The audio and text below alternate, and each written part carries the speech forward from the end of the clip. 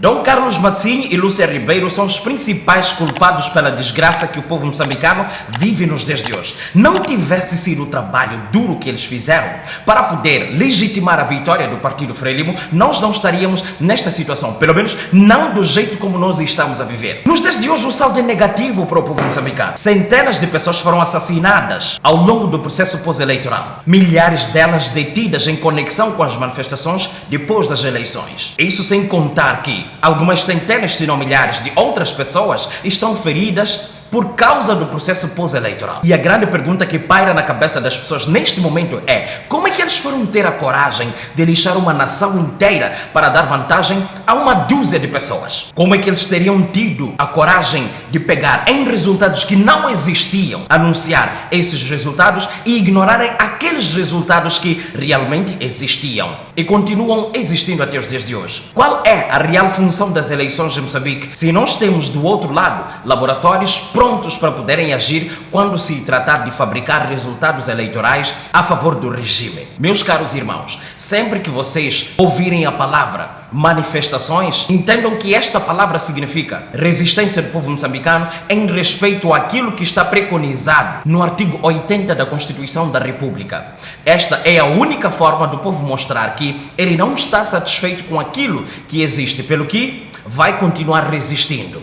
E isto é de lei. Isto é constitucional. No vídeo de hoje vamos ter que nadar um pouco pela desgraça que nos foi imposta por estes dois senhores e tentarmos ver como é que eles teriam tido a coragem de criar este cenário todo. E não só, o senhor Mazinho, mergulhado na vergonha, ele não teria conseguido dizer nada quando o jornalista Dava-lhe questionou a respeito daquilo que era o processo eleitoral.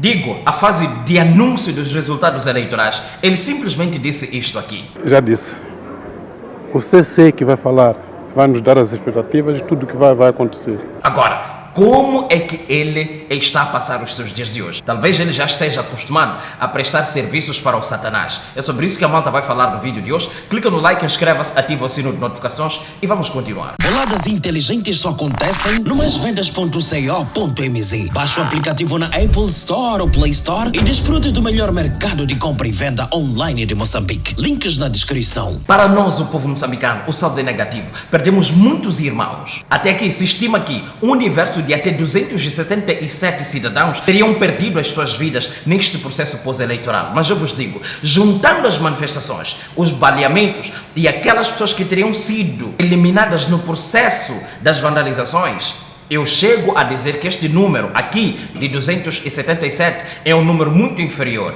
e que, a contar com aquilo que se vai dizendo, é muito bem provável que nós estejamos a caminho de 1000 pessoas. Do outro lado, temos milhares de pessoas detidas em conexão com as manifestações. Aquelas pessoas que teriam sido encontradas a se manifestar na rua e em qualquer outro lugar, como becos e tal, tentando gritar para poder calar o sistema. O que é que o sistema teria feito? Teria feito de tudo para poder silenciar estas pessoas por via de prisões. Estas prisões diminuíram, sim, de certa forma, o número de pessoas que circulavam nas ruas e, de certa forma, teriam conseguido colocar pelo menos 1% de medo nas pessoas que não estavam presas. Isso sem nos esquecer daqueles que estão aleijados por causa disto. Estas coisas todas aqui não tivessem sido estes dois senhores que você os vê aqui na tela, estas coisas não teriam acontecido. Te explico como é que aconteceu. É o seguinte, o Partido Frelimo não tinha um candidato perfeito para estas eleições, mas era conveniente que este senhor chamado Chapo ascendesse a presidente, custasse o que tivesse que custar, porque caso Chapo não chegasse à posição em que lhe colocaram, provavelmente algumas cabeças fossem enrolar, provavelmente alguns salários não fossem sair, provavelmente algumas vidas de algumas pessoas pudessem mudar por completo. Isso por causa de uma justiça interna entre eles que fossem fazer lá dentro, que é um ajuste de contas, que é: você nos deve este e aquele favor. Comecemos de onde a fraude foi montada. Existe uma instituição que devia ser séria. Essa instituição chama-se STAI, Secretariado Técnico de Administração Eleitoral. É de lá onde vieram os números. Eles é que lidam, eles é que são os primeiros a montar o processo todo, que é: registramos este tanto aqui de pessoas que votaram.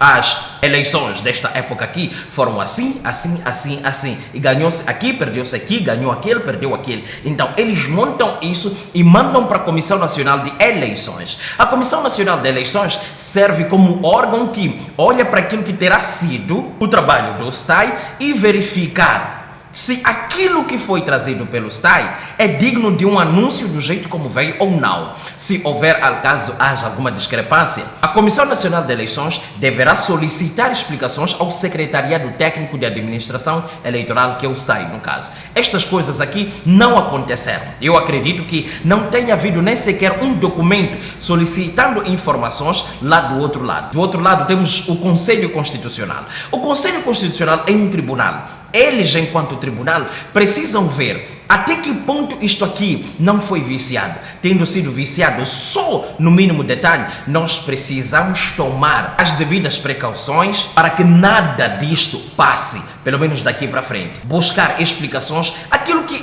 na verdade eles precisam tomar cuidado na qualidade de um tribunal, principalmente tribunal eleitoral que eles são. Mas estas coisas não aconteceram. Vieram dados errados do STAI. Quando chegaram na Comissão Nacional de Eleições, mexeram-se todos os pauzinhos e, inclusive, no dia em que Dom Carlos Mazzini proclamou a Frelimo como vencedora e Daniel Chapo como vencedor, com cerca de 70% de aceitação popular, ele teria dito da sua própria boca que não teria feito um bom trabalho, não teria feito a radiografia no que tangia aos resultados que ele estava ali a proclamar. Pelo que, do jeito como as coisas chegaram a ele, era desta forma mesmo que ele estava a proclamar os resultados. Sai este senhor aqui foi duramente criticado, insultado e até hoje este senhor não vale nada na percepção dos demais quando se fala em assuntos eleitorais e inclusive chegou-se a solicitar a remoção do seu título de bispo, porque de bispo este senhor entende-se que não tenha nada e que não esteja aqui a serviço de Deus como era suposto que ele estivesse. Com isso feito, as coisas subiram já para o Conselho Constitucional. Cabia à senhora Lúcia Ribeiro e os 7 juízes olharem para aquilo que teria sido o trabalho do povo em votar da instituição de administração eleitoral e também da Comissão Nacional de Eleições, para ver se as coisas aqui batiam ou não. O Conselho Constitucional nos colocou num grande suspense a tentar organizar uma cama para poder colocar todo mundo a dormir. No dia 23 de dezembro de 2024, nós ouvimos a leitura da sentença final, onde Daniel Chapo teria sido anunciado vencedor com o universo de 60 e alguma coisinha por cento, 24 para Venâncio Mondlane, e que eles tenham descido o número de deputados na Assembleia da República para este ano de 2025. Meus caros irmãos, desde então nós vimos o que nunca havíamos pensado que pudéssemos ver em Moçambique. O que é que aconteceu? O regime teria montado uma estratégia de manipular as pessoas para que as pessoas não se focassem nas manifestações pós-eleitoral como tal e que o povo se focasse em buscar comida. O que é que aconteceu? O regime, do jeito como nós analisamos, como eu particularmente analisei, criou condições para que houvesse vandalização de comércios. Esses comércios foram vandalizados e o povo tirou as suas atenções de manifestar contra os resultados eleitorais e começar a focar na questão fome.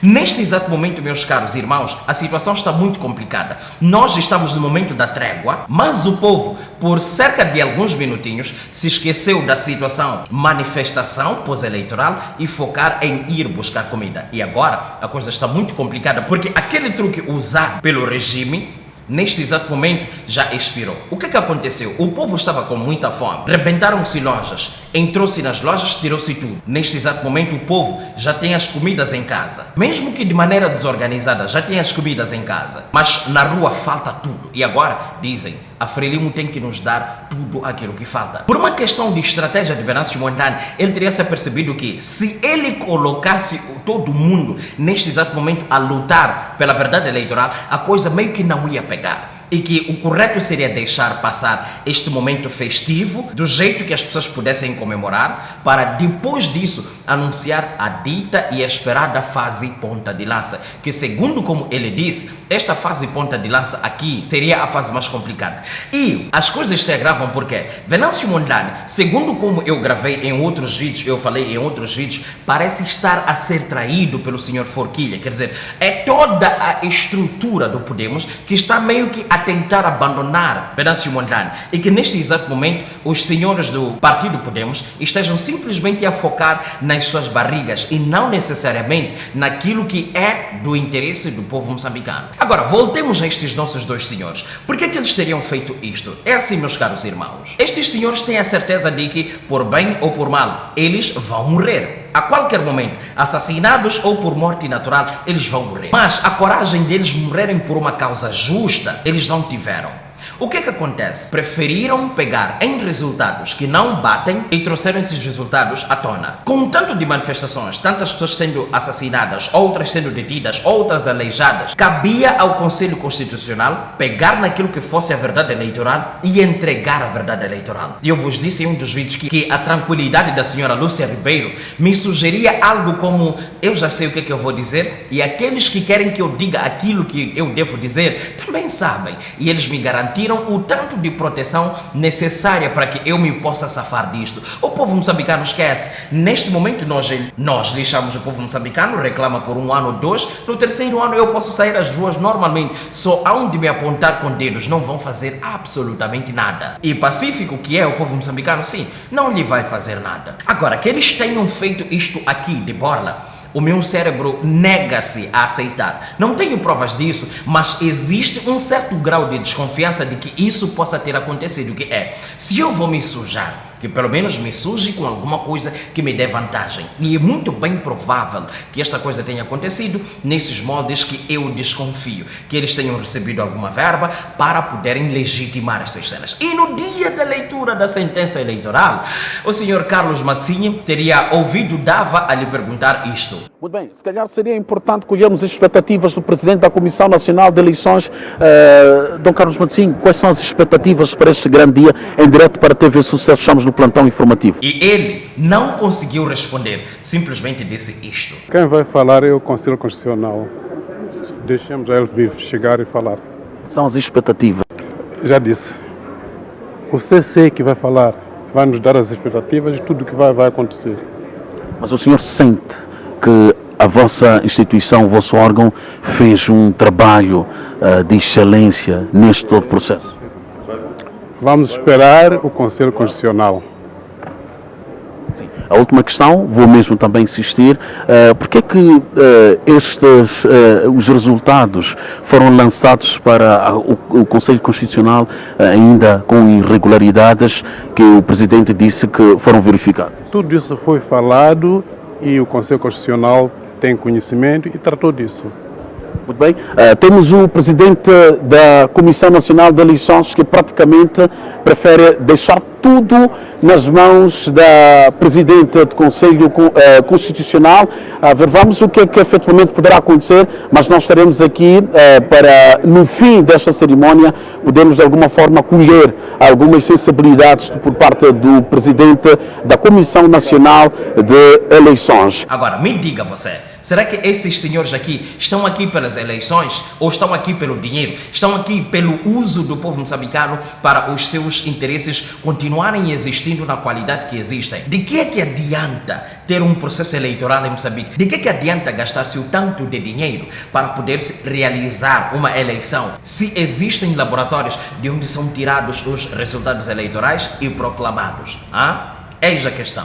Era sobre isso que eu queria falar consigo no vídeo de hoje. Eu espero que este vídeo aqui tenha sido explicativo o suficiente para você ter clicado no like, inscrito-se e ativado o sino de notificações. A malta se volta a enxergar no próximo vídeo. Eu espero que você assista, viralize os vídeos daqui de casa, porque temos que parar de usar cenários improvisados como estes. Existe um espaço que deverá ser o nosso estúdio daqui a algum tempo. Isso vai depender das suas doações. E daqui a pouco vamos começar com lives. Daqui a uns 2 ou 3 dias vamos começar com lives. Neste exato momento ainda estou a ajustar algumas coisinhas, como visto aqui, entremos em lives e tratarmos de assuntos completamente sérios. Eu espero que tenha gostado deste vídeo. A malta se volta a ver no próximo vídeo, que vai ser daqui a pouco. Tchau, tchau. Fui. Beijo.